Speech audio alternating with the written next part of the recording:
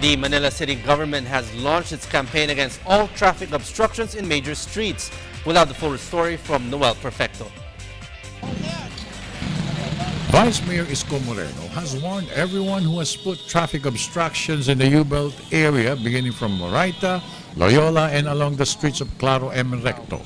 Together with newly appointed Traffic Chief Rizalina Sagaysay and Station 3 Commander Ricardo Layug, the Vice Mayor roamed the alley where illegal terminals of UV Express taxi units, jeepneys and tricycles, mobile eateries and ambulant vendors that causes traffic.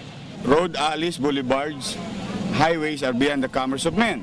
Ibig sabihin, walang sino man na magmamay-ari, pribadong kumpanya sa mga kalye natin. Ang kalye ay daanan. Wala na kung mangungulekta, Vice. As far as I'm concerned, natanggihan namin yung loton eh. Yun ang pinakamasarap sa lahat eh. Yun ang bakahan eh.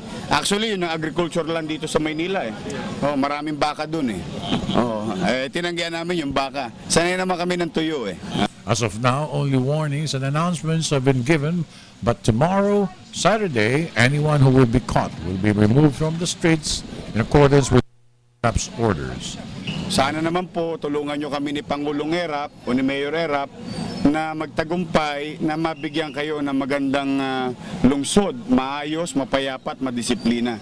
Kami po, dadalawa lang ang paan namin. Pag kaming dalawa lang dito, baka hindi namin kayanin. Mayor Estrada arrived immediately at the place where Vice Mayor Isko Moreno conducted his inspection and praised the campaign of Moreno. Erap said that this is what the new leadership aims to do for the city of Manila to restore the city's former vitality and beauty. All out kami. They have to follow the law. At saka kailangan na maging maluwag ang mga kalye natin dahil marami na reklamo. Mga illegal pag-ocupa ng mga sidewalk, ng kalye. So, nalagyan namin sa lugar lahat. Hindi para alisan ng hanap buhay ang mga tao, kung hindi nilalagay lang sa ayos.